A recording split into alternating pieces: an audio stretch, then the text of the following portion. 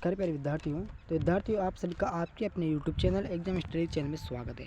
तो साथियों, हम देख रहे थे जो 23 अक्टूबर की शिफ्ट सेकंड का जो मॉडल पेपर है, कहने का मतलब है कि जो आंसर की है वो देख रहे थे। मुझसे कभी कभी निकल जाता है साथियों, मॉडल पेपर में जो आंसर की होती है वो देख रहे थे साथियों। कल किसी कारणवश नहीं डाल पाए थे, इसलिए आज शाम के 7 बजे डाल रहा हूँ साथियों।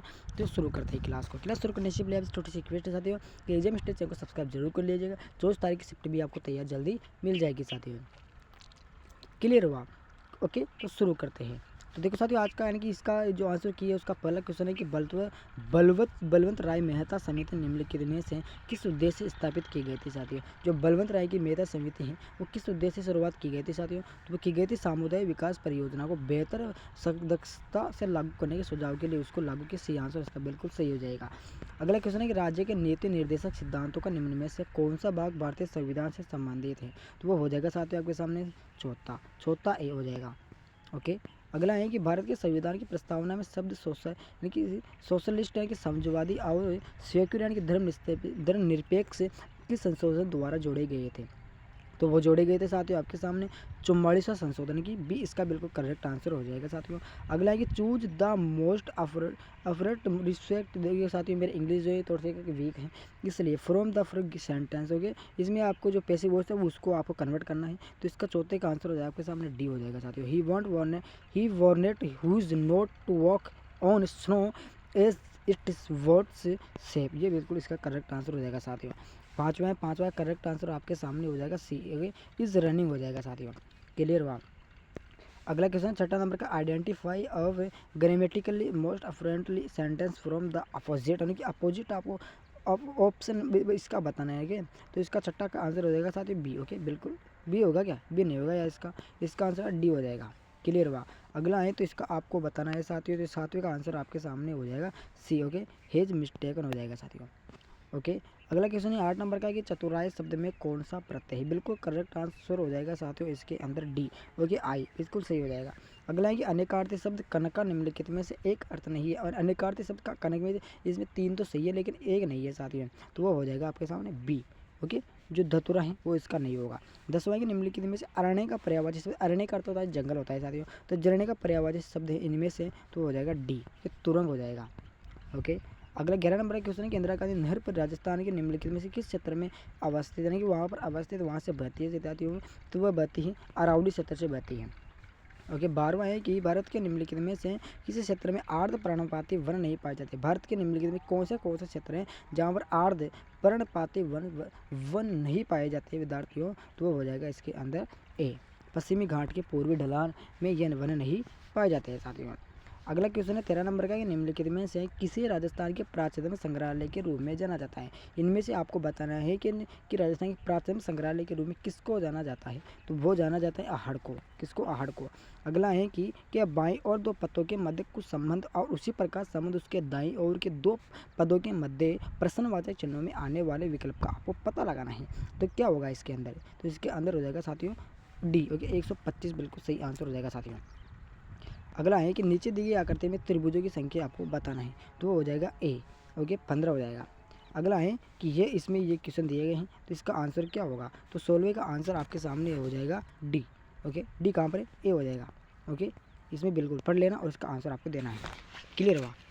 अगला क्वेश्चन आपके सामने 17वां दिया गया है कि बच्चों की एक पंक्ति में गीता और चोर से 5वें स्थान पर है। चोर का मतलब पंक्ति होती है। ओके, तो प्रवीण दाहिनी ओर से 12वें स्थान पर है। यदि प्रवीण गीता की और 3 स्थान पर खिसक जाता है तो बाई छोर 10वें स्थान पर आ जाता है, तो पंक्ति में कुल कितने बच्चे रह जाएंगे। तो कितने बच्चे हैं विद्यार्थियों, तो इसका आंसर रहेगा आपके सामने 22। ओके, 22 इसका करेक्ट आंसर हो जाएगा साथियों। अगला 18 नंबर का क्वेश्चन है तो choose the most appropriate sentence from the following. Okay, तो मोस्ट इसमें आपको सेंटेंस मुख्य इंपॉर्टेंट चुनना है, तो वो हो जाएगा 18 का डी। ओके, 19 शब्द है कि इसमें आपको कंप्लीट गिवन सेंटेंस या सेंटेंस दिएगा उसको आपको कंप्लीट करना है। आउट आएगा, अंडर आएगा, नियर आएगा, अबव आएगा साथियों, तो इसमें आ जाएगा आपके सामने आउट आ जाएगा। क्लियर हुआ? तो ए इसका बिल्कुल करेक्ट आंसर हो जाएगा साथियों। अगला आंसर आपके सामने दिए गए 100% दिए गए हैं कि इसमें आपको करना है, इसको भी आपको कंप्लीट सेंटेंस करना है, तो 20वें का आंसर आपके सामने होगा सी, 2 आ जाएगा इसमें। अगला है कि दुरुस्त स्थान, तो इसको इंग्लिश में क्या कहते हैं साथियों, तो इसको कहते हैं एप्टमेंट। ओके, कहते हैं एप्टमेंट कहते हैं। अगला 22 नंबर क्वेश्चन है कि इसमें आपको पूरा कंप्लीट करना है, तो 22वें का आंसर आपके सामने होगा डी हो जाएगा। ओके, डी हो जाएगा। ओके, इसमें 23वें में आपके सामने हो जाएगा, 23वें का आंसर हो जाएगा सी। 24 नंबर का आंसर आपके सामने हो जाएगा ए। Okay okay. अगला क्वेश्चन है 25 नंबर का कि एल्डी हाइड में उपस्थित कार्यात्मक यानी कि फंक्शनल समूह कौन सा हो जाएगा? तो 25वें का आपके सामने आंसर हो जाएगा साथियों सी। ओके। अगर 26 नंबर का प्रश्न है आपके सामने कि ये आपको अभिक्रिया है तो कंपाउंड करना है इसको, तो कंपाउंड में इसका आंसर हो जाएगा डी हो जाएगा। ओके। अगला दिया गया है 27 नंबर का क्वेश्चन है कि राजस्थान मूल्य संवर्धित पर कर अधिनियम किस वर्ष पारित किया गया था, किस वर्ष लागू किया गया था साथियों? तो वो किया गया था 2006 में। कभी क्या है 2006 में लागू किया गया था। 28 नंबर का क्वेश्चन है कि धीरूभाई अंबानी सौर पार्क कहाँ पर स्थित है? यानी कि जो धीरूभाई अंबानी पार्क है वो कहाँ पर स्थित है साथियों? तो वो हो जाएगा आपके सामने कवई में। कहाँ पर है? कवाई में स्थित है।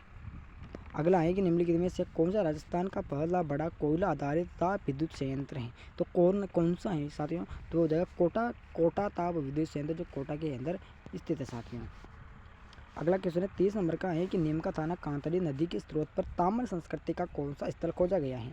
तो कौन सा खोजा गया है? तो वो खोजा गया था भगोर वाला। कौन सा? भगोर। अगला है कि निम्नलिखित में से कंबोज के किस राजा ने कुल 332 अनुच्छेदों के 4 ग्रंथों की रचना की है? उस राजा का नाम है यशोवर्धमन। कौन है? यशोवर्धमन उस राजा का नाम है। अगला क्वेश्चन है कि राजस्थान का मेनी खजुराहो किस मंदिर में कहा जाता है? तो उसको कहा जाता है सी। ओके। यानी कि कन्या में श्री नाकोड़ा का मंदिर कहा जाता है। अगला है कि ग्रेगर मेंडल ने अपने कृत्रिम परागण प्रयोग के लिए मटर के पौधे कितनी शुद्ध परियोजना किसमें उपयोग की है? तो इसका आंसर हो जाएगा आपके सामने डी हो जाएगा। कितने में? 8 की है। अगला है कि ऊँट की नस्ल को चुनिए जिसमें समुद्री जल में तैरने की उत्तम क्षमता होती है। इसमें आपको ऊँट की जो नस्ल होती है वो आपको इसमें चुनना है कि जो कौन सी क्षमता सबसे ज़्यादा रखता है साथियों? तो वो रखता है सी, यानी कि मेवाड़ी जो नस्ल होती है वो सबसे ज़्यादा तैरने की क्षमता अपने आप में रखता है। अगला क्वेश्चन है कि एक व्यक्ति अत्यधिक कमजोरी का लक्षण दर्शाता है। ओके। उसका कारण बेरी रोग पाया जाता है। निम्नलिखित में से कौन सा विटामिन उसे आहार दवा में पूरक दिया जाता है? तो कौन सा विटामिन आएगा इसके अंदर? हो जाएगा डी। ओके। विटामिन ए हो जाएगा। अगला क्वेश्चन है निम्नलिखित में राजस्थान के महाविधक्ता 6 सितंबर 2024 को है, तो कौन सा है? तो हो जाएगा D. Okay. Jitendra Gupta. Okay. अगला क्वेश्चन दिए गए हैं। अगला क्वेश्चन आपके सामने 36 नंबर का क्वेश्चन देखें तो 36 नंबर का क्वेश्चन आपके सामने हो जाएगा साथियों सी। ओके। कथन एक तो गलत है लेकिन किंतु दूसरा कथन इसमें बिल्कुल सही हो जाएगा। अगला है कि राजस्थान के राज्यपाल के नामों को कालानुक्रमिक क्रम में व्यवस्थित करना है, तो आंसर हो जाएगा बी। ओके। श्री सुखदेव प्रसाद। अगला है कि निम्नलिखित में से रुधिर समूह के लाल रक्त कोशिकाओं में ए तथा बी दोनों प्रिजन यानी कि एंटीजन पाए जाते हैं, तो कौन सा पाया जाता है? 38 है ना, ये 38 है, 39 है, तो 39 ए हो जाएगा, बी हो जाएगा। ओके। अगला 40 नंबर क्वेश्चन है कि A present with the blood antibody we can receive blood from blood group. Okay. तो 40 नंबर क्वेश्चन आ जाएगा आपके सामने ए। ओके। ए और बी ओनली, ए और ओनली। ओके। यानी कि एक व्यक्ति जिसमें रक्त में बी प्रतिरक्षी है किन रुधिर समूहों को ग्रहण कर सकता है? तो इसका आंसर आपके सामने क्या हो जाएगा? 40 में ए हो जाएगा साथियों। अगला क्वेश्चन है कि निम्नलिखित में से कौन सा राजस्थान का राज्य वृक्ष है? तो सभी को पता है ये कौन सा है? खेजड़ी है साथियों। कितना आसान सा क्वेश्चन है ये। अगला है कि स्पाइरुलिना अच्छा स्रोत, यानी कि स्पाइरुलिना अच्छा स्रोत किसका है? तो ये प्रोटीन का है क्या? प्रोटीन का थोड़ी ना है, ये वसा का है साथियों। ओके। अगला क्वेश्चन है कि एक ठोस लंबवृत्तीय बेलन की ऊंचाई 17 सेंटीमीटर, एक त्रिज्या 8 सेंटीमीटर। इस बेलन को 3 बराबर भागों में इसके आधार पर कटे पृष्ठ क्षेत्र में वृद्धि का प्रतिशत कितना होगा साथियों? वो हो जाएगा डी, यानी कि 64%। ओके। अगला है कि विकास अध्ययन संस्थान कहाँ पर स्थित है साथियों? तो हो जाएगा जयपुर में। अगला है कि केंद्रीय शुष्क बागवानी संस्थान कहाँ पर स्थित है? तो ये हो जाएगा बीकानेर में। क्लियर हुआ? जितने भी 150 क्वेश्चन आपके बचे हैं और 50 क्वेश्चन बता दिए, 100 क्वेश्चन बचे हुए उनको मैं आपको बाद में बताऊँगा या फिर टेलीग्राम चैनल पर डाल देंगे, वहाँ से आप देख लीजिएगा।